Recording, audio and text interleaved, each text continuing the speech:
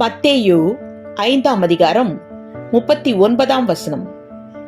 நான் உங்களுக்கு சொல்லுகிறேன், தீமையோடு எதிர்த்து நிற்க வேண்டாம். விளக்கம்: நாம் தீமையை தீமையால் சந்திக்க கூடாது. மாறாக அன்பு செலுத்தி எதிர்ப்பின்றி சந்திக்க வேண்டும்.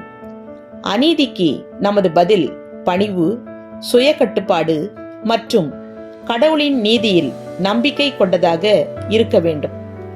பழிவாங்கும் எண்ணங்களை கொண்டு வரும் சாத்தானை மேற்கொண்டு ஜெயம் பெறுவோமாக. ஆமேன். Matthew chapter 5 verse 39. I say to you, do not resist the one who is evil.